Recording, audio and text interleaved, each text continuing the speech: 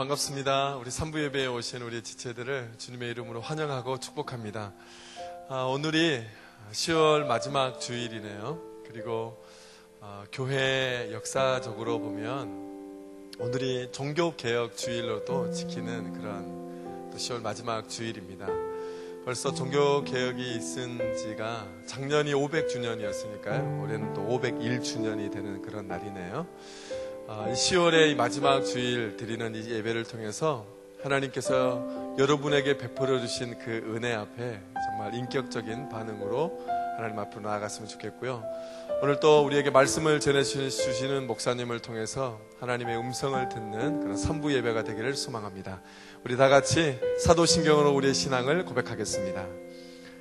나는 전능하신 아버지 하나님 천지의 창조주를 믿습니다. 나는 그의 유일하신 아들 우리 주 예수 그리스도를 믿습니다. 그는 성령으로 잉태되어 동정녀 마리아에게서 나시고 본디오 빌라도에게 고난을 받아 십자가에 못 박혀 죽으시고 장사된 지 사흘 만에 죽은 자 가운데서 다시 살아나셨으며 하늘에 오르시어 전능하신 아버지 하나님 우편에 앉아 계시다가 거기로부터 살아있는 자와 죽은 자를 심판하러 오십니다. 나는 성령을 믿으며 거룩한 공교회와 성도의 교제와 죄를 용서받는 것과 몸의 부활과 영생을 믿습니다. 아멘.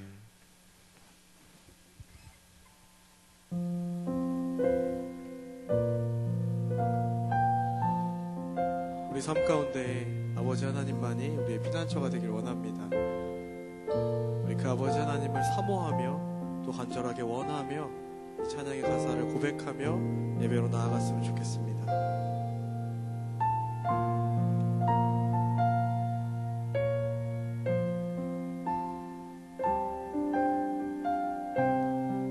소망 없는 나의 삶 속에 소망 없는 나의 삶 속에 주님 찾아오셨네. 작고 여린 날 위해 상처뿐인 날 위해 내가 주를 예배하는 이곳에 한 번 더 절망 속에 있는 날 위해 절망 속에 있는 날 위해 주님 찾아오셨네.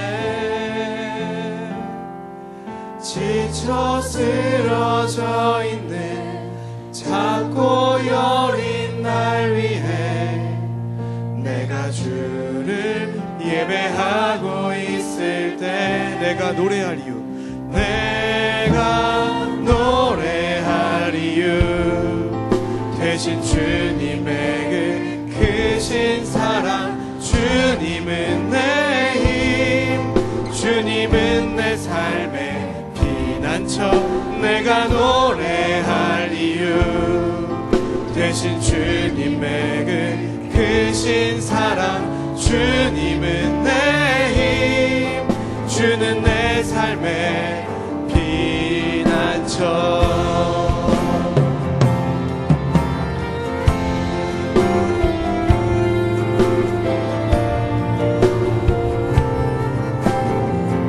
우리의 노래할 이유가 되시는 그 아버지 하나님을 우리 한 번 더 입술을 열어 고백하며 나아가기 원합니다. 주님 나의 피난처가 되어주십니다. 나의 노래의 이유가 되어주십니다. 우리 그렇게 우리의 고백으로 한 번 더 입술을 열어 고백하며 예배로 깊이 나아가는 우리가 되길 원합니다.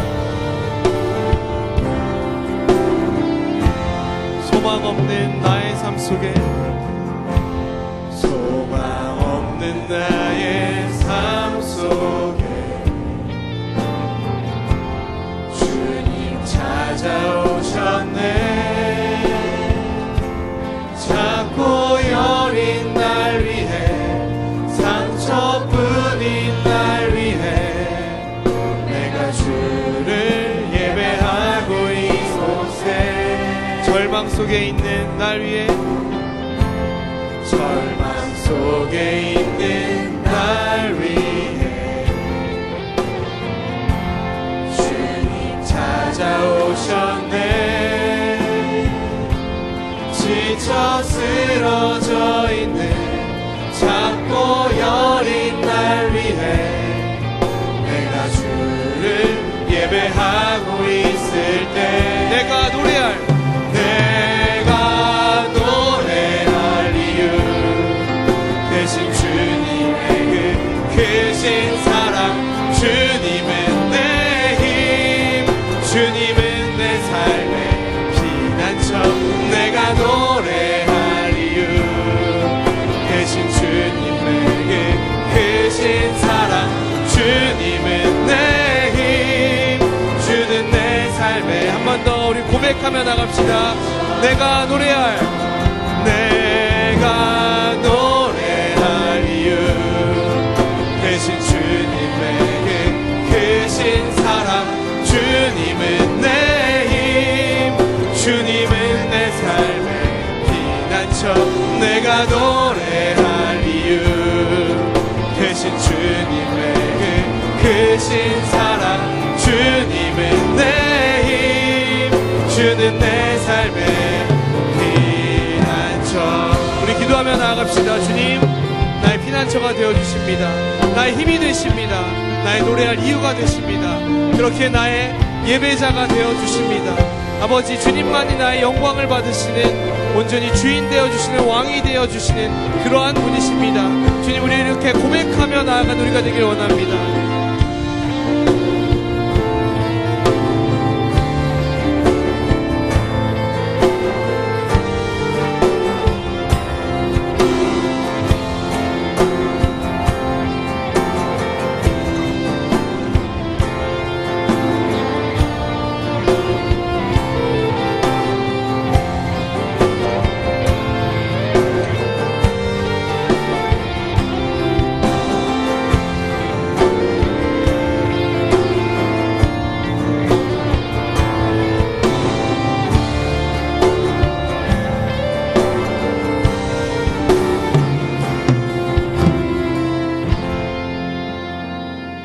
예수 그리스도의 이름으로 기도했습니다. 아멘. 우리 그 크신 사랑을 힘입어 계속해서 나아가기 원합니다. 나 주 따라가리 그 사랑 알기 때문에 함께 고백하실까요? 내 주만 바라보리 그 사랑이 임했네. 우리 목소리 높여서 나 주 따라가리 그 사랑 알기 때문에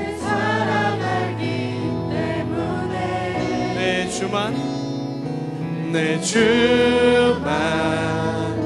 바라보리 그 사랑이 임했네. 우리 박수로 또 우리의 일어섬으로 최선의 모습으로 주님을 찬양하며 나가기 원합니다. 주 날 사랑하시니 주 날 사랑하시니 그 사랑으로 사랑하네.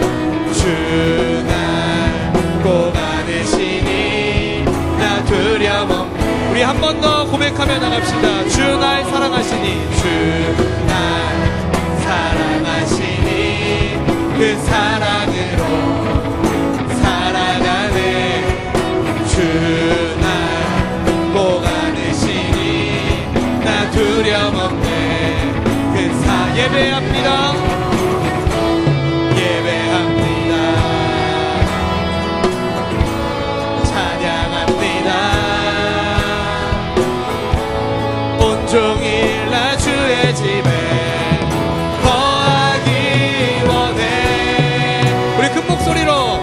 나 주 따라가리 나 주 따라가리 그 사랑 알기 때문에 내 주만 바라보리 그 사랑이. 한 번 더 고백할까요? 나 주 따라가리 나 주 따라가리 그 사랑 알기 때문에 내 주만 바라보리 내 주만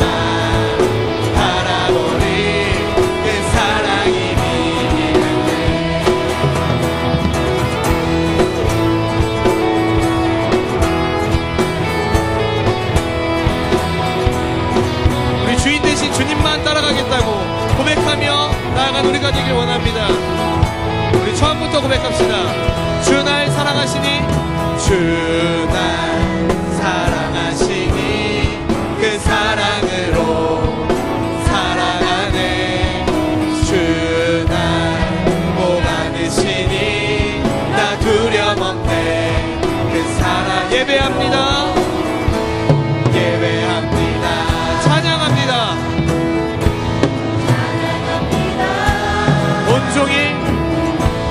온종일 나 주의 집에 거하기 원해.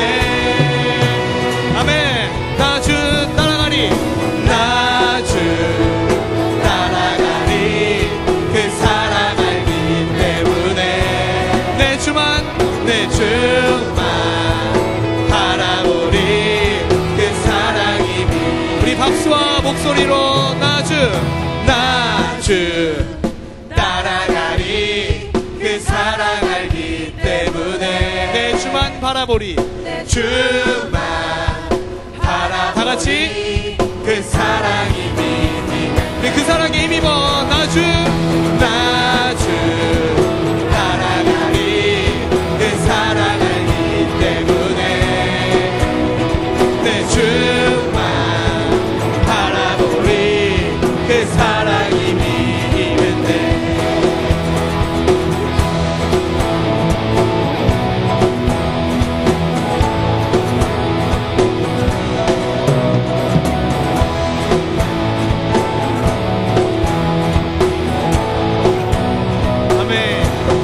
영광의 박수 올려드립시다. 우리가 그 사랑에 힘입어 계속해서 걸어나가는 우리가 되길 원합니다.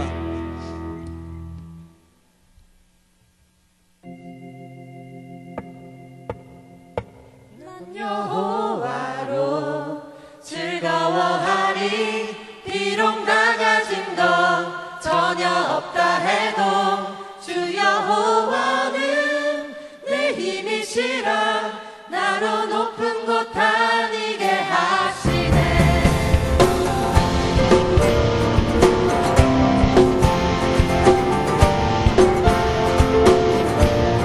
주님 한 분만으로 기뻐하며 나아가십시다.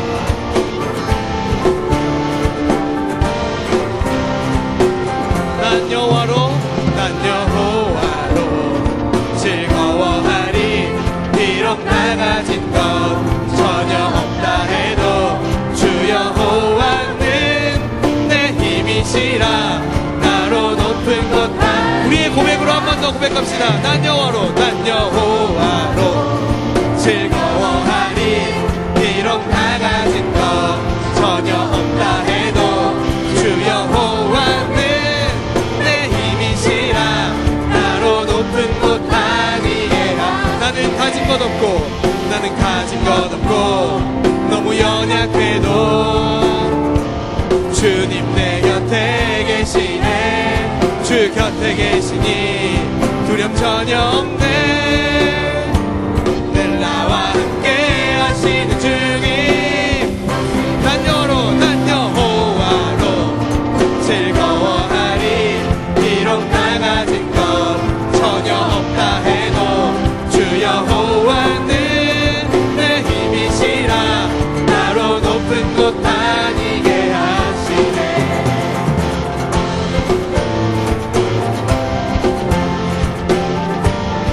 계속해서 믿음의 고백으로 나아가기 원합니다.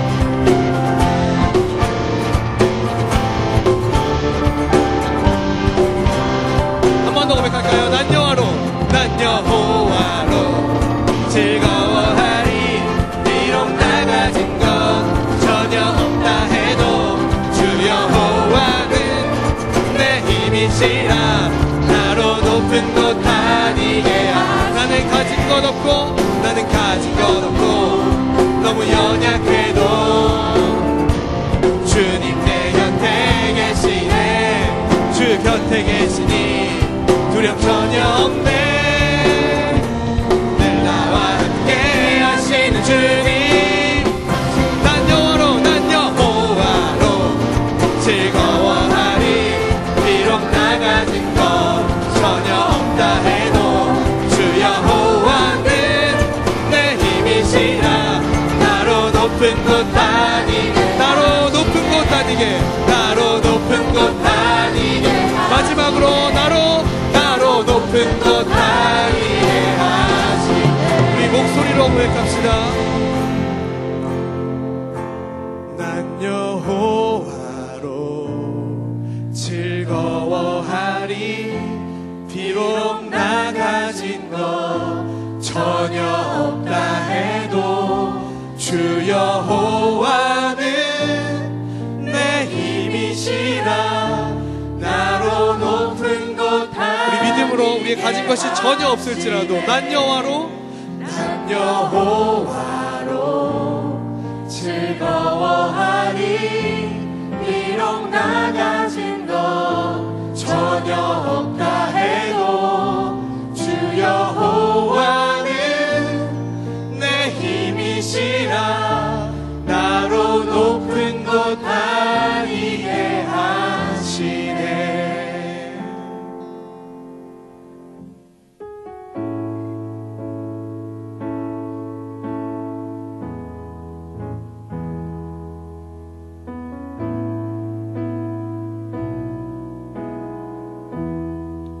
은혜 아니면 살아갈 수가 없네.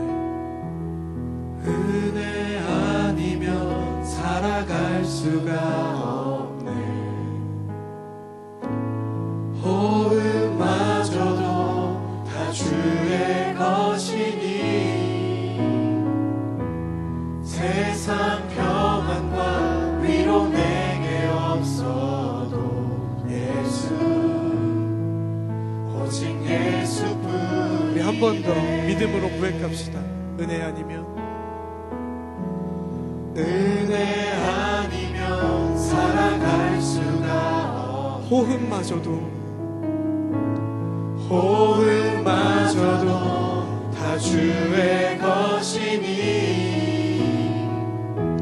세상 평안과 위로 내게 없어도 예수, 오직 예수뿐이네.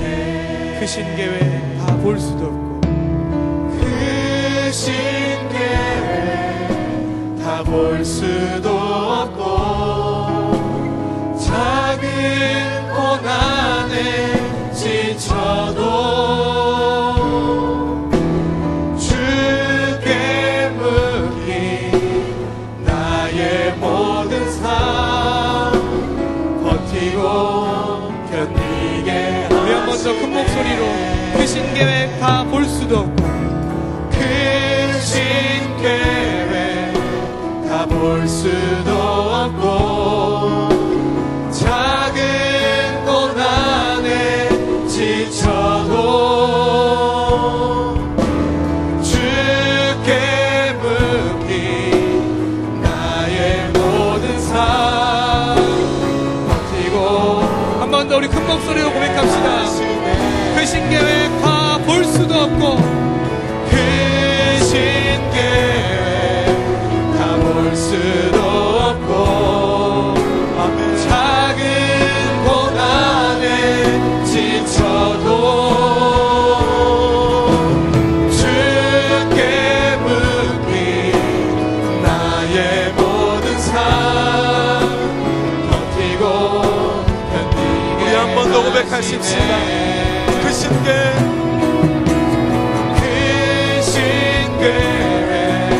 다 볼 수도 없고, 작은 고난에 지쳐도 주께 맡긴 나의 모든 삶 버티고 견디게 하시네. 우리 함께 고백하십시다. 은혜 아니면 살아갈 수가 없네.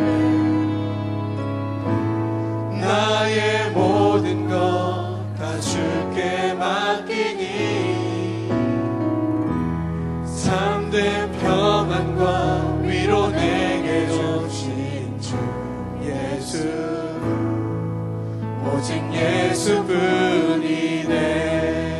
우리 잠잠하게 우리에게 베풀어 주신 그 주님의 은혜를 생각하며 함께 기도하십시다. 이 예배 가운데 저희들을 불러주신 그 주님의 크신 은혜를 기억합시다.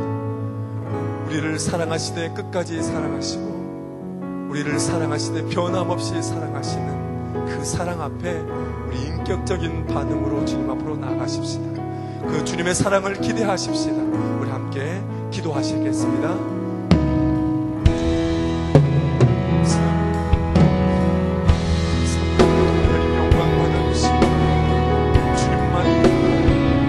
받으시는 사모의 기대해 주시고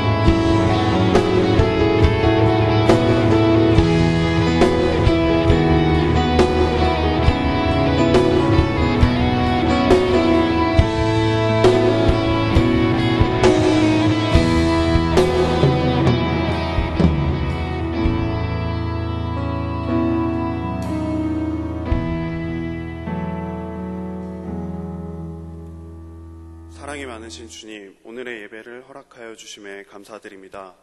이 자리가 주님께서 홀로 영광 받으시는 자리가 되기를 원합니다. 지난 한 주간 예배자에 걸맞지 않는 모습을 보였던 순간들이 있었음을 고백합니다.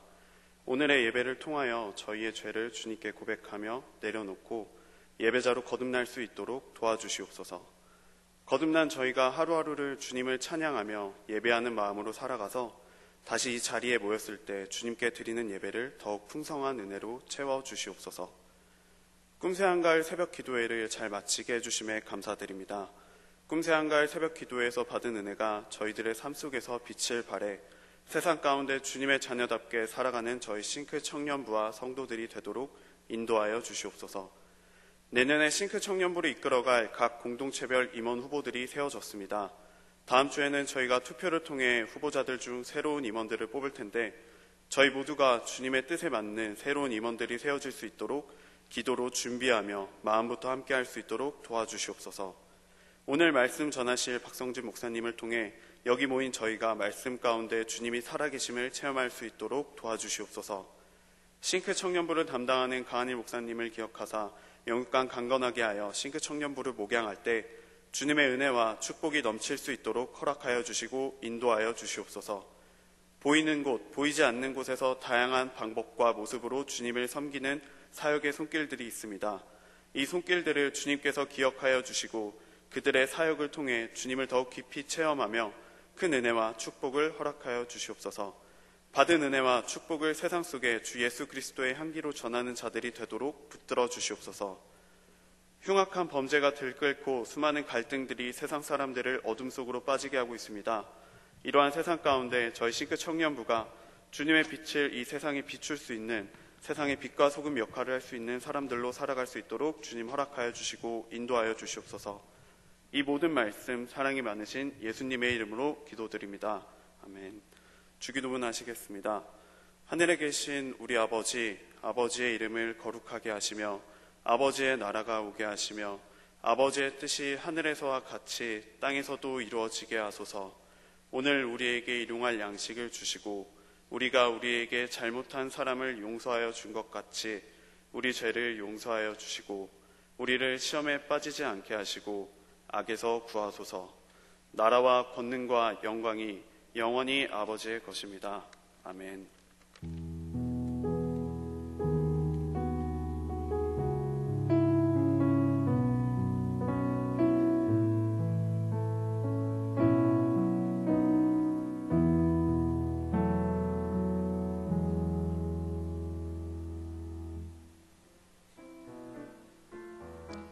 날씨가 많이 추워졌죠? 감기 조심하세요. 안녕하세요. 싱크뉴스입니다. 어디로 가지? 뉴싱크스 여러분, 예배당 앞 새가족 등록 부스로 오세요. 942 장수민, 842 허규만 환영합니다.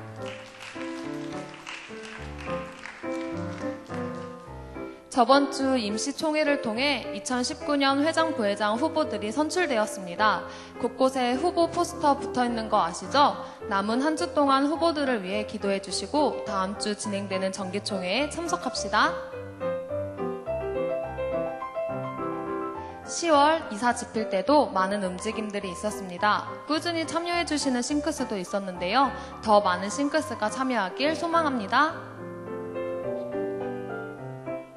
음악을 사랑하는 성락성결교회에서 있는 찬양대 및 연주팀, 워시팀이 10월 31일 저녁 7시 30분 한가을 음악 예배를 드립니다. 오셔서 음악이 있는 말씀과 예배 들어보시는 건 어떠세요? 내가 기쁠 때 찾아가는 사람은 내가 사랑하는 사람이고 내가 슬플 때 찾아오는 사람은 나를 사랑하는 사람이래요. 내가 기쁠 때 혹은 슬플 때 여러분은 누굴 찾으시나요? 레조이스와 함께하는 금요일 저녁 8시 503호에서 만나요. 2018년도 이제 2달밖에 안 남았네요. 열정이 식은 것 같나요? 아니요, 체력이 다한 것 뿐이에요. 오늘 성찬식을 통해 주님께 고백하고 남은 2달 파이팅 합시다. 여러분의 싱크뉴스였습니다. 고맙습니다. 오늘 3부 예배 시간에는 우리 박성진 목사님께서 저희들에게 말씀을 전해 주시겠습니다. 우리 박성진 목사님은 저희 성락성결교회에서 지교회로 미국 시애틀 지역에 교회를 세웠는데요. 로고스 라이프 교회라고 하고 또 저희 북미 선교센터 센터이기도 합니다. 그곳을 섬기시는 우리 박성진 목사님과 하민정 사모님이 계시는데요. 오늘 저희들의 귀한 말씀 전해 주시게 됐습니다. 성경 봉독은 해 주시고요. 다른 선택이 다른 결과를 낳게 합니다. 라는 제목으로 말씀 전해 주실 때 큰 은혜 되시기 바랍니다. 우리 목사님 이제 나오시면 따뜻하게 환영해 주시면 감사하겠습니다.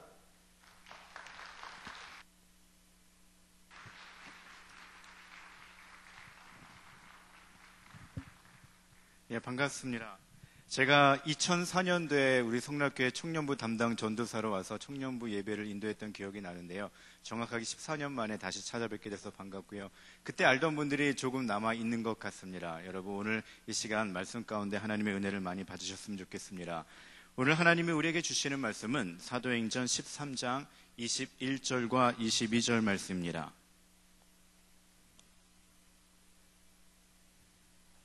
제가 봉독해 드리겠습니다. 그 후에 그들이 왕을 구하거늘 하나님이 베냐민 지파 사람 기스의 아들 사울을 40년간 주셨다가 패하시고 다윗을 왕으로 세우시고 증언하여 이르시되 내가 이새의 아들 다윗을 만나니 내 마음에 맞는 사람이라 내 뜻을 다 이루리라 하시더니 아멘. 제가 말씀을 선포하기 전에 잠시 제가 도움의 요청을 구하려고 이 자리에 나왔습니다. 저희들이 이제 성락성결교회에서 신년 기념교회 및 북미 선교센터로 시애틀 지역에 교회를 세워주셨는데요. 이제 이민교회가 또 폭발적으로 성장하기 위해서는 기본적으로 인력 지원이 필요합니다. 저희들이 시애틀 지역의 한인들을 만나면서 전도를 하고 있는데 많은 분들이 궁금해하시는 게 교회 찬양팀이 세팅되어 있습니까? 또 교회에 교회학교 시스템이 세팅되어 있습니까? 라고 많이 질문을 합니다. 근데 저희들이 개척교회다 보니까 아직 그런 것들이 잘 준비되어 있지 않고 그래서 지금은 제가 피아노 반주하면서 찬양도 인도하고 설교도 하고 제가 다 합니다. 그래서 제가 요청하고 싶은 거는 혹시 우리 싱크에 속해 있는 우리 청년들이 방학을 이용해서나 아니면 휴학을 이용해서나 또 하나님 주신 그 비전을 가지고 혹시 미국에 와서 어학연수 겸 또 주일에는 저희 교회에서 그 찬양팀이나 교회학교나 또는 방송 미디어에서 혹시 헌신할 수 있는 분이 있다면 참 좋겠다라는 생각을 해서 제가 교회 목사님과 저는 이렇게 부탁을 드렸더니 좋은 생각이라고 말씀해 주셨습니다. 여러분 혹시 이렇게 하나님 주시는 비전을 마음에 품고 시애틀에 가서 영어 공부도 열심히 하고 또 개척교회도 섬기면서 이렇게 봉사하고 싶으신 분이 있다면 우리 교육자실에 문의하시면 제 연락처를 알 수가 있습니다. 이메일을 통해서나 전화를 주시면 언제든지 환영합니다. 숙소 같은 거는 여러분 걱정하지 마시고 또 여러분 시애틀 지역에서 경험을 해보시면 좋을 것 같아요. 시애틀은 교육의 도시로도 알려져 있고요. 또 퍼스트 스타벅스도 있고요. 또 보잉도 있고요. 코스코도 있고 또 뭐가 있죠? 마이크로소프트 본사도 있고 아마존 본사도 있습니다. 시애틀은 굉장히 좋은 도시예요. 여러분 한번 시애틀을 경험하고자 하시는 분들은 언제든지 마음을 결정하셔서 연락 주시면 제가 성심성의껏 섬겨드리고 또 우리 교회에서 함께 즐겁게 신앙생활 했으면 좋겠습니다. 여러분 마음에 품으시고 기도하시다가 결정이 되시면 언제든지 연락 주시기 바랍니다. 아멘? 예, 좋습니다. 아멘 하신 분은 꼭 오셔야 됩니다. 이제 말씀을 선포하겠습니다. 여러분 지금 제가 나열하고 있는 단어들을 한번 잘 들어보세요. 제가 지금 무슨 이야기를 하려고 하는지 한번 연상해 보시기 바랍니다. 먼저 오늘 성경에 나오고 있는 두 명의 인물이 등장하죠. 바로 사울과 다윗. 어떤 단어가 연상이 되신가요? 또 성경의 야곱과 에서, 축구의 일본과 한국. 아직도 감이 안 잡히시나요? 마지막으로 갤럭시와 아이폰. 어떤 단어가 생각나십니까? 라이벌. 그렇죠. 똑똑하십니다. 라이벌이죠. 여러분, 라이벌. 우리가 왜 일본을 그렇게 라이벌로 생각할까요? 축구를 다른 팀에게 질 때는 별로 문제가 안 됩니다. 하지만 일본 팀에게 지면 어떻습니까? 축구 선수들이 공항을 내려와서 비행기에서 내릴 때 얼굴을 들지 못하고 내려요. 왜냐하면 강력한 라이벌이었던 일본에게 졌기 때문에 그렇습니다. 여러분 우리가 그렇게 라이벌은 굉장히 중요합니다. 라이벌이 있기 때문에 서로 성장을 하는 경우가 참 많이 있죠. 하지만 그 라이벌 의식이 너무 지나치다 보면 어떻습니까? 그 라이벌이 되는 상대를 증오하게 되고 미워하기도 하게 되죠. 그래서 라이벌 의식이 좋기도 하지만 때로는 부정적인 영향을 발휘할 때가 있습니다. 바로 오늘 본문에 등장하는 이 사울왕이 그랬어요. 여러분 사울왕은 어떤 사람입니까? 이스라엘의 초대 왕이었어요. 사울은 굉장히 멋있는 사람이었습니다.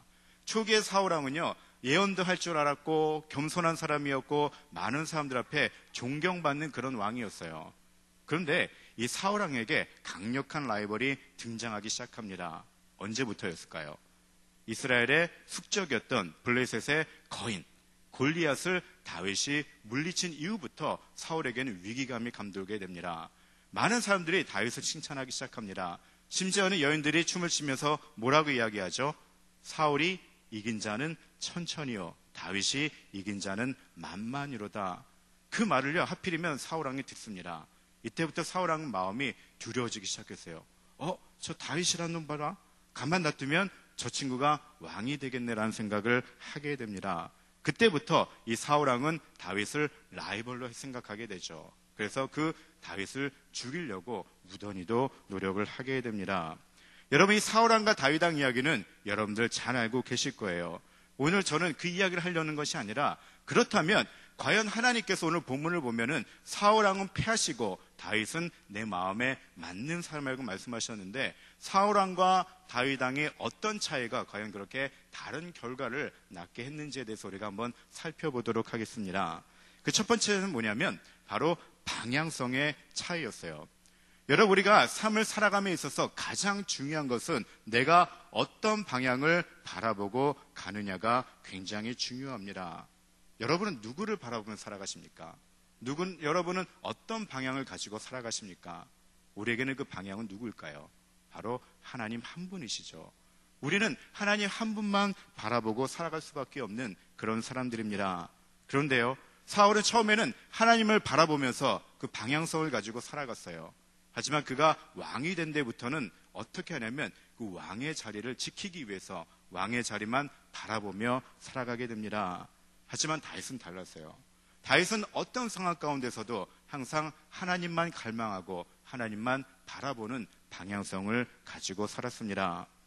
그는 철저히 하나님의 뜻을 먼저 구하며 하나님과의 관계를 맺기 위해서 최선을 다했던 사람이었습니다. 그렇기 때문에 그는 아들 압살롬이 반역을 했을 때 끝까지 아들을 용서하며 그를 옹호하는 자세를 가질 수가 있었습니다. 근데 여러분 사울은 어땠을까요? 사울은 다윗이 자신의 왕자를 차지할지 모른다라는 단지 의심이 생각이 들었을 때도 자기의 그 왕의 자리를 보호하기 위해서 3,000명이란 군대를 동원해서 젊은 다윗을 추적하는데 무려 10년이라는 세월을 허송하게 됩니다. 사울은 하나님의 마음이 아니라 자기에게 주어진 왕의 직위를 따라간 거죠. 하나님에 의해 그는 사울이 왕위에 올랐지만 그는 왕위를 주신 하나님보다 그 왕의 자리 자체를 더욱더 사랑했던 겁니다. 하나님이 자신을 이스라엘의 왕으로 세우신 그 목적을 생각했다면 그는 철저하게 하나님의 말씀에 순종해야만 했습니다. 하지만 그는 자신이 왕의 자리에 오르면서 그만 삶의 방향성을 완전히 잃어버립니다. 더 쉽게 표현하자면 그동안은 자기 삶의 주인은 하나님이셨는데 이제는 그 왕의 자리가 자기의 삶의 주인이 되어버린 겁니다. 그래서 이스라엘의 라이벌이었던 블레셋의 적장인 골리앗을 물리친 다윗을 좋은 동역자로 섬기는 것이 아니라 바로 자기 자신의 왕권을 넘보는 라이벌로 의식하게 된 겁니다. 여러분, 세상에서 사람들이 가장 좀 지저분하다라고 여기는 짐승이 있다면 어떤 짐승일까요? 돼지라고 아마 생각을 많이 하실 겁니다. 여러분, 돼지가 어떻게 울죠? 미국에서는 오잉 오잉이라고 울어요. 근데 한국은 어떻게 웁니까? 꿀꿀거리면서 울죠. 여러분, 돼지가 왜 꿀꿀거리면서 우는지 아세요? 태초에 하나님이 천지를 창조하시면서 모든 짐승을 다 만들어 주셨습니다. 그때 하나님이 앞으로 사람들과 가까이 지낼 가축들을 다 모아 놓으시고 이렇게 말씀하십니다. 장차 너희들이 무엇을 먹고 살지 스스로 결정을 하라라고 이야기를 합니다.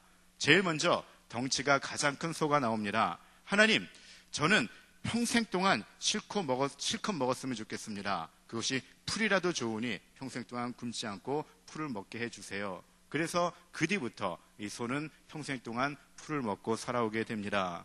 이번에는 개가 나옵니다.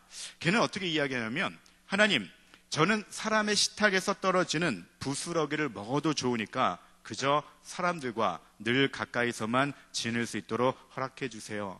하나님은 개의 소원도 들어주셨습니다. 그래서 개는 지금도 우리 사람들과 가장 가까이 지내는 동물이 되게 된 거죠. 그 다음에는 돼지가 나설 차례였습니다. 돼지가 생각하길 하나님은 참 인심이 좋으시네. 소의 소원도 들어주시고 개의 소원도 들어주셨으니 내 소원도 들어주실 것이다라고 생각을 합니다. 그러면서 돼지가 뭐라 그러냐면, 하나님, 저는 달콤한 꿀을 평생토록 먹고 살았으면 좋겠습니다 라고 이야기를 합니다. 여러분, 하나님께서 어떻게 말씀하셨을까요? 이 돼지의 소원을 들어주셨을까요? 하나님이 화가 나십니다. 이놈! 이 꿀은 얼마나 소중한데 사람도 먹지 못하는 것을 감히 돼지인 내가 그것을 먹고 살기를 원하느냐? 앞으로 너는 지저분한 것만 먹고 살아라 라고 이야기를 했다라고 합니다. 여러분, 돼지가 왜 꿀을 먹고 싶다고 이야기를 했을까요? 그가 아주 우연찮게 사람들이 먹는 꿀을 몰래 훔쳐 먹은 적이 있습니다. 근데 그 꿀이 너무나도 달콤했던 거예요. 그런데 하나님께 그 소원을 이야기했더니 하나님께서 들어주시지 않죠. 이제는 돼지는 그 꿀을 전혀 먹을 수 없게 됩니다. 그래서 돼지가 그 한 번 맛봤던 그 꿀 맛을 잊지 못해서 생각날 때마다 꿀 주세요, 꿀꿀, 꿀 주세요, 꿀꿀. 그래서 그 뒤부터 꿀꿀꿀꿀 거리면서 이렇게 울면서 다녔다라고 합니다. 이 이야기는 성경적인 이야기가 아니에요. 목사라고 해서 다 성경적인 이야기만 하는 건 아닙니다. 누군가 지어낸 얘기죠. 근데 여러분, 이 이야기에는 분명히 우리에게 주는 교훈이 있습니다. 그것은 뭐냐면 주제 파악을 잘 하라는 얘기죠. 여러분, 우리가 세상을 살아감에 있어서 정말 중요한 거는요, 내 주제 파악을 잘하면서 살아가는 겁니다. 특별히 하나님 앞에서는 더더욱 그렇습니다. 하나님 앞에서 우리가 교만해봤자 우리가 가질 것이 전혀 없어요. 하나님은 우리가 주제 파악을 잘하면서 살기를 원하시는 분이십니다. 사울왕은요, 주제 파악을 못했어요. 사울왕을 왕으로 세우신 분이 누구십니까? 바로 하나님이시죠. 그리고 이스라엘은 전통적으로 누가 다스리는 왕이었어요? 모세시대 때부터 하나님이 친히 다스리는 그런 나라였습니다. 그렇다면 사울은 왕으로 세우신 하나님 앞에 무조건 순종하며 하나님의 뜻을 이루어야 하는데 사울왕은 그렇지 않았어요. 자기 멋대로 살아갑니다. 그 왕의 자리가 내 힘으로 된 것처럼 또 그 왕의 자리를 이루기 위해서는, 계속 지속하기 위해서는 나의 힘이 필요하다라고 생각을 해버린 겁니다. 그렇기 때문에 그가 결국 하나님 앞에 버림을 받게 되는 거죠. 하지만 다윗은 어떻습니까? 다윗은 그가 왕이 돼서도 끝까지 하나님 앞에 무릎 꿇고 하나님 앞에 예배드리기를 가장 즐겨했던 인물이었습니다. 그렇기 때문에 하나님께서 다윗을 내 마음에 맞는 사람이다라고 말씀하고 계시는 거죠. 여러분, 우리의 생사화복을 주관하시고 또 나를 일으켜 세워주시기도 하고 또 나를 무너뜨리게 하실 수 있는 분은 오직 하나님 한 분뿐이심을 여러분 꼭 믿으시기 바랍니다. 그런데 우리는 하나님이 나에게 복을 주실 때 그것이 내 것인 양 마음이 교만해질 때가 있습니다. 중요한 거는요, 하나님이 복을 주시고 나를 세워주실 때 더욱 겸손하게 하나님 앞에 나아가는 겁니다. 내가 어떤 상황에 있든지, 내가 좋은 환경에 있든지 어려운 환경 속에 있든지 나의 삶의 방향성이 올바로 정해져 있다면 우리는 하나님 앞에 끝까지 쓰임받는 존재가 될 것입니다. 여러분, 신앙생활을 하면서 가장 중요한 것은 내가 무엇을 하느냐가 중요한 것이 아니라 내가 어떤 방향을 바라보며 살아가느냐가 가장 중요합니다. 방향성이 잘 잡혀 있어 흔들리지 않을 때 어떤 환경도 우리를 결코 무너뜨릴 수 없습니다. 여러분, 청년의 때를 지나면서요, 가장 중요한 것은 바로 내가 무엇을 바라보며 살아가느냐입니다. 청년의 때는 하고 싶은 것들이 참 많이 있어요. 또 여러분들은 나름대로 비전이 있고 나름대로 꿈이 있습니다. 어떤 사람은 큰 기업의 CEO가 되고 싶기도 하고요. 어떤 사람은 사람을 살리는 닥터가 되고 싶기도 하고요. 많은 꿈들이 있습니다. 그런데 여러분, 거기서 머물러서는 안 됩니다. 사울의 목표도 왕이 되는 거였어요. 하지만 거기서 머물러서는 하나님 앞에 쓰임받을 수가 없습니다. 내가 왕이 되었을 때, 내가 CEO가 되었을 때 과연 어떠한 삶을 살아야 하는지에 대한 고민을 하실 수 있어야 합니다. 그것은 뭐냐면, 하나님이 나를 CEO로 만들어 주셨으니, 하나님이 나를 변호사로 만들어 주셨으니, 하나님이 나를 의사로 만들어 주셨으니 내가 그것을 가지고 사람들에게 하나님의 사랑을 전하는 그런 삶을 살겠습니다라는 결단이 함께 들어올 때 비로소 여러분들이 다윗처럼 하나님 마음에 합한 사람이 될 수 있음을 여러분 꼭 기억하시기 바랍니다. 그것이 바로 방향성이라는 얘기죠. 하나님, 나는 내가 무엇이 되든 장차 내가 어디를 가든 무조건 하나님만 찬양하고 하나님만 예배하고 하나님의 일을 하겠습니다라고 여러분 결단하시는 복된 삶이 되시기를 주님의 이름으로 축원해 드립니다. 사울과 다윗의 두 번째 차이는 뭐냐면 바로 그들에게 광야 생활이 있었고 없었고의 차이였습니다. 더 쉽게 표현하면 하나님을 의지하는 훈련의 시간이 있고 없고의 차이였어요. 여러분, 사울과 다윗 두 사람의 시작할 때의 배경은 거의 비슷합니다. 둘 다 굉장히 겸손했던 사람들이었어요. 또 그 둘 다 출중한 외모를 가지고 있었습니다. 또 두 사람 다 리더십 감각이 있었던 사람들이었어요. 그러나 사울은 무너졌고 다윗은 세워졌습니다. 그 이유는 뭐냐면 사울에게는 훈련하는 시간이 거의 없었어요. 하지만 다윗은 훈련받는 기간이 굉장히 길었습니다. 여러분, 사울은 사무엘로부터 기름 부음을 받은 후부터 곧바로 왕이 됩니다. 그렇기 때문에 그는 왕의 자리까지 오르기까지 별 문제 없이 그냥 왕의 자리에 올라 버립니다. 그러다 보니까는 훈련을 받을 기간이 전혀 없었다는 얘기죠. 그래서 그는 하나님을 의지하기보다는 그 왕의 자리에 너무나도 익숙해져 버립니다. 그래서 하나님을 의지하는 것이 아니라 바로 사람을 의식하는 사람이 되어버린 겁니다. 하지만 다윗은 어떻습니까? 하나님이 사울을 버리기로 결정을 합니다. 그래서 사무엘로 하여금 이새의 아들들에게 가게 하죠. 그때 하나님께서 감동을 주셔서 다윗에게 기름 부음을 받습니다. 앞으로 너가 이스라엘을 다스리는 왕이 될 것이다. 하지만 여러분, 다윗이 곧바로 왕이 되었을까요? 그렇지 않습니다. 다윗은 수십 년 동안 왕이 되지 못했어요. 사울이 계속해서 왕으로서 지배를 당합니다. 그것으로 끝나는 것이 아니라 지속적으로 사울이 다윗을 죽이려고 추적을 합니다. 그래서 다윗은 궁중에서 살 수가 없었고 계속해서 광야 생활을 할 수밖에 없었습니다. 그 기간 동안 얼마나 힘들었을까요? 여러분 생각해 보십시오. 집도 없고 사막을 떠돌아다니는 신세입니다.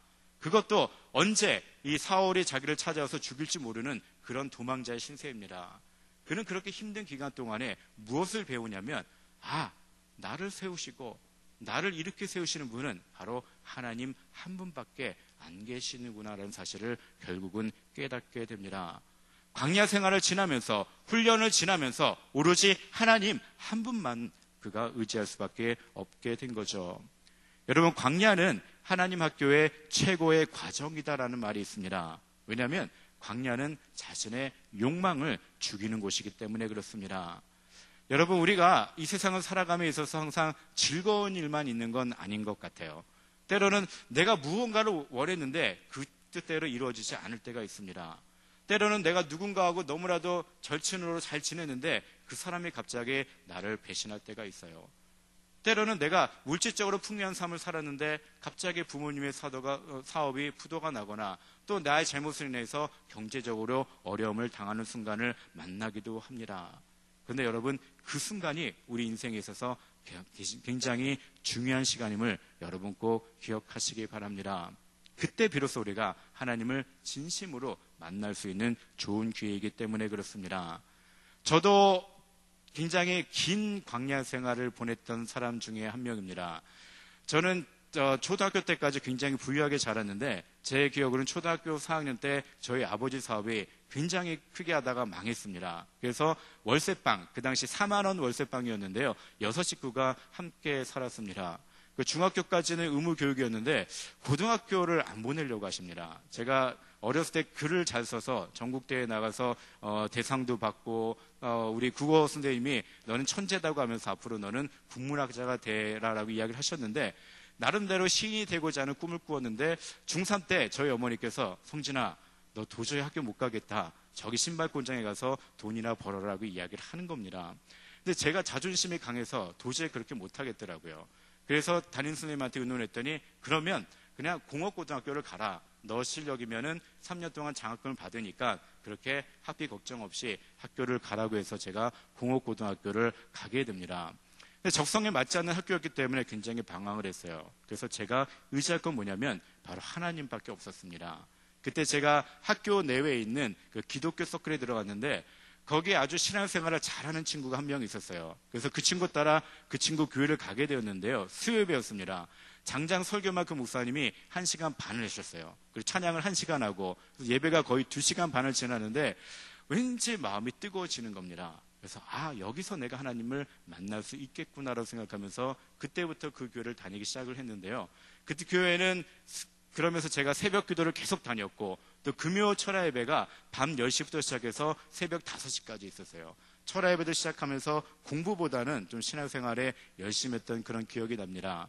그러고 나서 3개월이 지나고 나서 어느 날 금요 예배를 다 끝나고 다 집에 갔는데 저는 갈 집이 없었어요, 당시에. 그래서 그냥 교회 혼자 남아서 기도하고 있는데 갑자기 저를 부르는 따뜻한 음성이 들립니다. 성진아, 그 담임 목사님이 저희 이름을 불러주시는 거예요.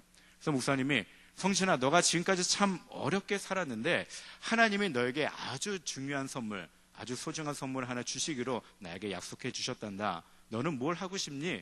이렇게 물어보시는 거예요. 그래서 제가 그 당시 모르겠어요. 제가 왜 그런 말을 했는지 기억은 안 나지만 제가 하나님 앞에, 그 목사님 앞에 이렇게 얘기합니다. 제가 피아노를 칠 수 있게 해주시면 제가 평생 동안 하나님을 찬양하는 삶을 살겠습니다라고 그 자리에서 이야기를 해버린 겁니다. 근데 목사님께서 기가 막히게 그래, 하나님이 너에게 주시겠다는 선물이 바로 피아노 치는 은사다라고 말씀을 해주셨어요. 근데 제가 그 말씀을 정말로 그냥 하나님이 주시는 메시지로 받아들이게 됩니다. 그러고 나서 피아노에 앉았는데 높은 음자리표는 알겠어요. 도라미파 솔라시도. 근데 낮은 음자리표가 어디가 돈지 전혀 모르는 겁니다. 그래서 반주자에게 물어봤더니 라가 도라고 이야기를 하고 그러기 시작을 했는데 그러고 한 며칠을 지나다 보니까 악보가 저절로 눈이 보이기 시작을 했어요. 그래서 제가 정말로 3개월 안에 찬송가를 다 사부로 반주를 하게 됐습니다. 그래서 3개월 후부터 제가 그 교회 금요예배 하루 종일 7시간을 찬양만 하는 그런 금요예배의 반주자가 되었어요. 그리고 그때부터 제가 그 담임 목사님을 모시고 부흥회를 가면 저는 악보 없이 반주를 하거든요. 하나님께서 영감을 주셔서. 그래서 그분이 찬양 인도하고 설교를 하며 항상 제가 반주자로 따라다녔습니다. 근데 신기한 거는요. 그때부터 하나님께서 저에게를 열어주시는 겁니다. 저는 부모님으로부터 여태까지 용돈 10,000원도 받아본 적이 없어요. 근데 대학교를 가도 또 대학원을 가도 또 미국에 유학을 가도요. 돈 한 푼 없었지만 하나님께서 주변에 좋은 사람들 붙여주셨고 또 제가 하나님 앞에 피아노를 통해서 또 찬양을 통해서 하나님을 찬양했더니 하나님께서 기가 막힌 방법으로 저에게를 열어주셨습니다. 그런데 제가 그 고난의 기간 동안에 배운 게 하나 있어요. 부모님의 능력도 또 친구의 능력도 아닌 내가 의지할 분은 바로 하나님 한 분이시구나 하는 사실을 뼈저리게 느끼게 됩니다. 그래서 힘들 때마다, 어려울 때마다 하나님 앞에 기도를 했더니 하나님께서 저의 길을 계속해서 열어주셨습니다. 여러분, 우리 청년의 때에 여러분들 풍족함 없이 사는 분들도 많이 있습니다. 하지만 이 중에서는 또 나름대로 힘든 과정을 겪고 있는 분도 분명히 있을 것 같습니다. 여러분, 나만 힘든 게 아닙니다.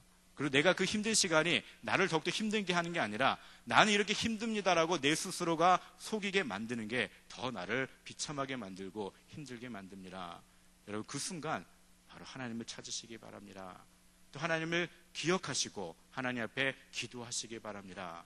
그러면 하나님은 제가 예상했던 것보다, 내가 생각했던 것보다 훨씬 더 기가 막힌 방법으로 우리를 구원해 주시고 또 우리의 삶을 이끌어 주시고 나를 더욱더 큰 사람으로 분명히 만들어 주십니다. 다윗이 그랬어요. 다윗이 그렇게 광야 생활을 보내면서 끊임없이 사울을 원망하고 왜 나를 기름 부어 주셔서 이렇게 어려운 삶을 살게 하셨습니다라고 원망을 했다면 다윗은 끝까지 하나님 앞에 쓰임받지 못했을 겁니다.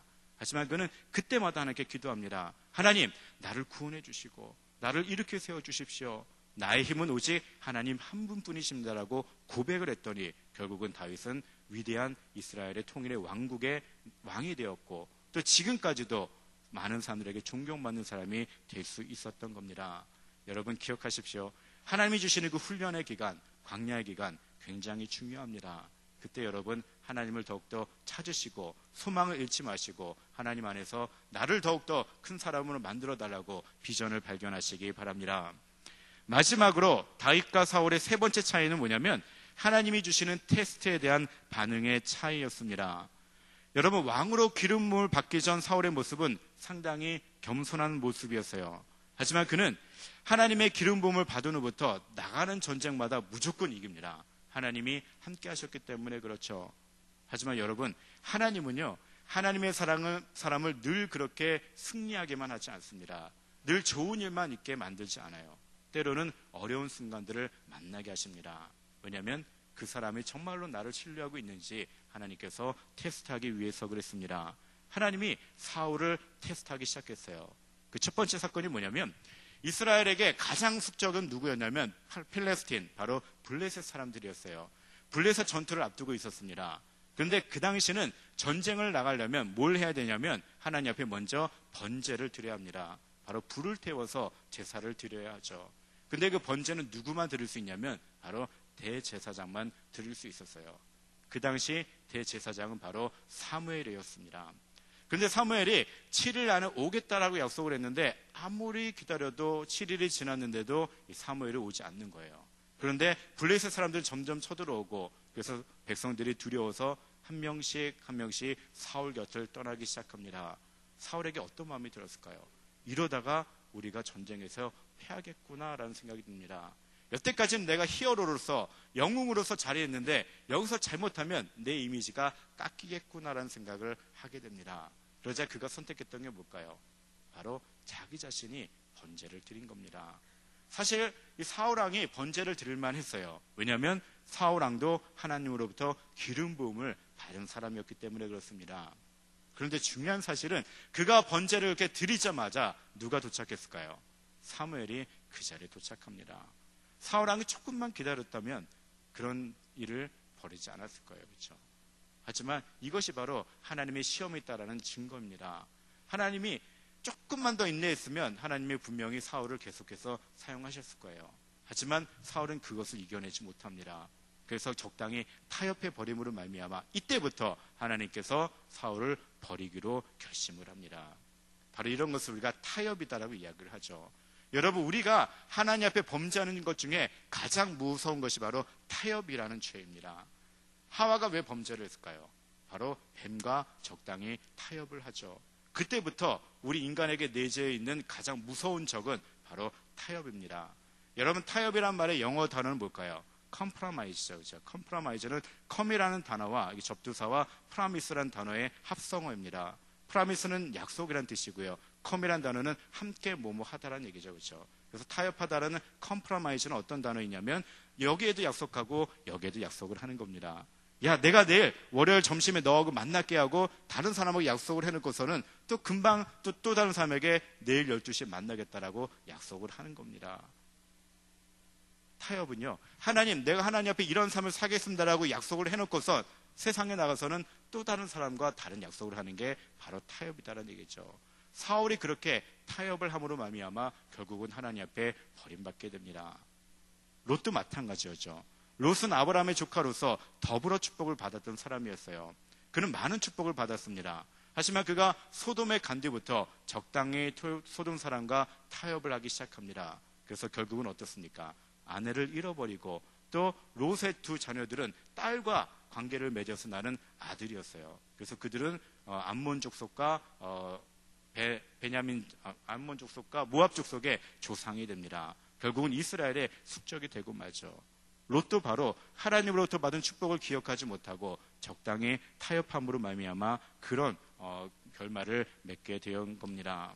사울이 그렇게 타협함으로 말미암아 하나님 앞에 버림받게 됩니다. 하지만 여러분, 다윗은 어떤가요? 다윗은 끝까지 타협하지 않습니다. 여러분, 이 상황에서 다윗에게 있어서 가장 힘든 부분은 누굴까요? 바로 사울왕이죠. 사울왕이 끊임없이 자기를 죽이러 옵니다. 그렇기 때문에 다윗은 지금 가장 위험한 존재가 사울입니다. 기회가 되면 사울을 죽여야만 하는 존재예요. 하지만 다윗이 엔게디 광야에 있을 때, 또 십 광야에 있을 때 사울을 죽일 기회를 2번이나 얻습니다. 하지만 다윗은 사울을 죽이지 않아요. 왜냐하면 뭐라고 고백하죠? 하나님이 기름 부어 세운 하나님의 사람을 내 손으로 죽일 수 없다는 얘기입니다. 충분히 죽일 수 있는 사건이었지만 그는 타협하지 않아요. 하나님이 심판해 주십시오. 저는 제 손에 피를 묻히지 않겠습니다. 하나님 뜻에 순종하겠습니다. 그랬더니 결국은 사울왕은 전사하게 되고 하나님께서 다윗을 왕으로 세워주신 겁니다. 이게 바로 하나님이 주신 테스트에 대한 반응의 차이였어요. 사울은 타협함으로 말미암아 범죄하게 되고 다윗은 끝까지 하나님을 신뢰함으로 말미암아 하나님의 마음에 합한 사람이 될 수 있었습니다. 여러분, 여기에 계신 우리 성도님들 어느 누구도 이러한 하나님의 테스트에서 제외될 분은 전혀 없습니다. 하나님의 시험은요, 여러 모양으로 우리에게 주어집니다. 근데 중요한 거는요, 나 자신에게 있어서 가장 연약한 부분을 가지고 하나님이 나를 시험해 주십니다. 다윗에게 있어서 가장 연약한 부분이 무엇이었을까요? 죽음에 대한 두려움이었어요. 사울왕에 대한 공포였어요. 그에게는 지금 사울만 없으면 모든 것이 만사형통입니다. 그래서 어떻게 보면 그에게 가장 약한 부분은 사울이었어요. 그래서 하나님께서 사울을 죽일 수 있는 기회를 주면서 다윗을 시험했던 겁니다. 하지만 다윗은 자기 약한 부분을 건드려도 절대로 손을 대지 않습니다. 하나님은 우리에게도 그렇게 시험거리를 주십니다. 불평하는 데 익숙한 사람에게는요, 끊임없이 불평할 만한 시험거리를 주십니다. 물질에 약한 사람은요, 끊임없이 물질로 말미암아 시험을 주십니다. 또 성적인 유혹에 약한 사람에게는요, 계속해서 성적인 유혹을 받게 하십니다. 그때 우리가 한번 큰맘 먹고 그 시험을 이겨버리면요, 우리는 더욱더 큰 선물을 하나님 앞에 받을 수가 있습니다. 하지만 내가 약한 부분이기 때문에 이번만 한번 넘어가자. 다음부터 내가 절대 죄를 안 져. 이렇게 돼버리면 그 사람은 평생 동안 그 선을 넘을 수가 없습니다. 여러분, 하나님 앞에 쓰임받기 위해서는 그런 시험을 이겨낼 수 있어야 합니다. 다윗이 그런 시험을 이겨냈기 때문에 하나님 마음에 합한 사람이 되었던 거죠. 성경상에서 강력한 라이벌이었던 다윗왕과 사울왕의 내러티브는 우리에게 정말 많은 교훈을 주십니다. 그들의 출발은 비슷했어요. 하지만 결말은 판이하게 다릅니다. 무엇의 차이였을까요? 첫 번째, 방향성의 차이였습니다. 여러분들은 어떤 방향을 바라보며 가고 있습니까? 하나님만 바라보시기 바랍니다. 두 번째는 뭐였냐면 바로 하나님이 주시는 광야의 시간을 우리가 어떻게 훈련하며 살아가고 있느냐를 바라볼 수 있어야 합니다. 그리고 마지막은요, 하나님이 나에게 시험거리를 주셨을 때, 테스트하셨을 때 그것을 이겨낼 수 있는 힘을 여러분 분명히 키워나가야 합니다. 마태복음 13장에 보면 겨자씨 비유가 나옵니다. 예수님께서 겨자씨 비유를 주셨는데요, 겨자씨가 안에 생명이 들어가면 그것이 풀이 되고 나무가 된다라고 합니다. 그런데 예수님은 거기서 끝나는 것이 아니라 겨자씨가 풀이 되고 나무가 되매 그 다음 구절이 있는데요, 그것이 뭐냐면 공중의 새가 와서 깃들이느니라라고 말씀하고 있습니다. 예수님은요, 예수님을 따르는 수많은 무리들이 지금 겨자씨와 같이 볼품없는 존재지만 너희 안에 내 말씀이 들어가고 내 능력이 들어가면 너희들도 풀이 되고 나무가 될 수 있다. 너희들도 사회를 움직일 수 있는 위대한 인물이 될 수 있다라고 말씀하십니다. 하지만 예수님은 거기서 끝나는 것이 아니에요. 그러고 나서 너희가 어떤 삶을 살아야 되느냐? 바로 공중의 새가 와서 누구든 힘든 사람이 오면 쉴 수 있는 존재가 되어야 한다라고 말씀하고 있습니다. 우리가 삶의 방향성을 그렇게 둬야 된다는 얘기죠. 하나님, 내가 CEO가 되겠습니다. 내가 변호사가 되겠습니다. 내가 유명한 사람이 되겠습니다. 거기서 끝나는 것이 아니라 내가 그런 존재가 되어서 다른 사람에게 힘을 줄 수 있는 그런 삶을 살 수 있도록 나를 이끌어 달라라는 거기까지 나아가야 됩니다. 그게 바로 방향성이 제대로 설립되어 있는 삶인 거죠. 여러분, 이 시간 하나님이 기뻐하시는 삶이 무엇인가에 대해서 여러분 고민해 보시기 바랍니다. 청년의 때 그것이 정립되어 있지 않으면요, 여러분의 생각은 고착돼서 절대 변화되지 않습니다. 말씀을 통해서 또 예배를 통해서 하나님이 나에게 원하시는 것이 무엇인지 여러분 꼭 분별하시기 바랍니다. 그리고 청년의 때를 지나면서 하나님의 뜻을 마음에 품고 그 뜻대로 순종하는 법을 여러분 배워나가시기 바랍니다. 그리고 지속적인 신앙 훈련을 통해서 내 생각을 버리는 훈련, 그리고 하나님의 뜻을 마음에 담는 훈련을 꼭 하셨으면 좋겠습니다. 그 출발점은요, 하나님, 나는 연약합니다. 나는 아무런 존재가 되지 않습니다. 나는 그저 실수만 합니다. 라고 고백하는 데서 출발하는 겁니다. 나는 완전한 존재가, 반주 좀 해주세요. 나는 완전한 존재가 될 수가 없습니다. 오직 하나님, 예수님만이 완전한 존재입니다. 그래서 우리가 바라봐야 될 방향성은 뭐냐면, 하나님, 완전하신 주님만 내가 바라보며 살겠습니다라고 고백할 수 있어야 합니다. 우리 이 시간, 주님, 나는 연약합니다. 나는 여전히 오늘도 실수합니다. 하지만 하나님은 완전하시니 내가 그 완전한 길을 따라가게 하옵소서. 다윗처럼 삶의 방향성을 정하고 옳은 길을 가게 하시고 광야의 순간이 올 때 인내하는 법을 배우게 하옵소서. 하나님의 뜻을 마음에 품고 순종하게 하시고 나의 연약한 부분을 통해 하나님이 시험하실 그 시험을 이겨낼 수 있는 힘을 주셔서 나 또한 다윗처럼 하나님 마음에 합한 자가 되게 나를 이끌어 달라고 여러분 하나님 앞에 결단의 기도를 함께 드리셨으면 합니다. 우리 시간 그 전에 하나님 앞에 찬양할게요. 주님, 우린 연약합니다.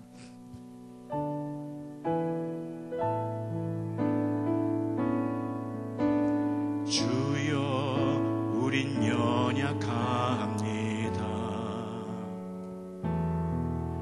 우린 오늘을 힘겨워합니다.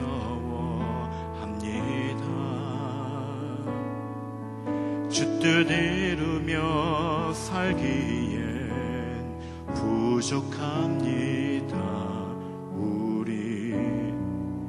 우린 연약함. 다시 한번 마음을 다해 고백합니다. 주여, 우린 넘어집니다. 주여, 우린 넘어집니다. 오늘 하루 또 실수합니다.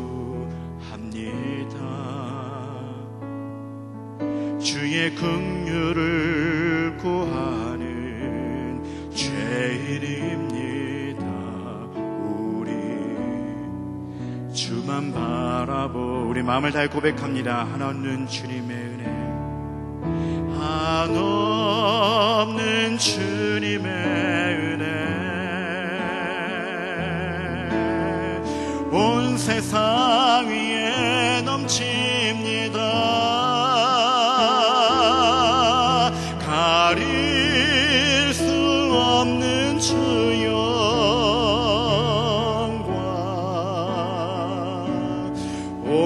위에 충만합니다.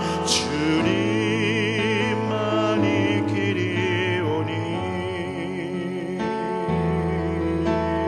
우린 그 길 따라갑니다. 그날에 우리를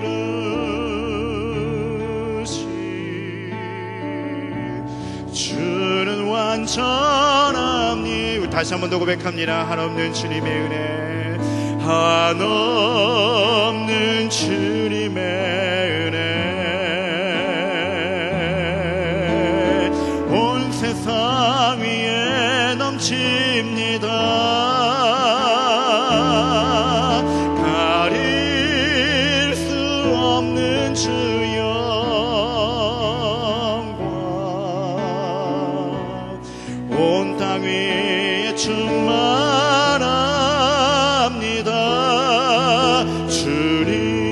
주님만이 길이오니 우린 그 길 따라갑니다. 그날에 우리를 이루신 주는 완전합니다. 우리 시간 하나님 앞에 결단의 기도를 드리시기 바랍니다. 하나님, 나는 연약합니다. 나는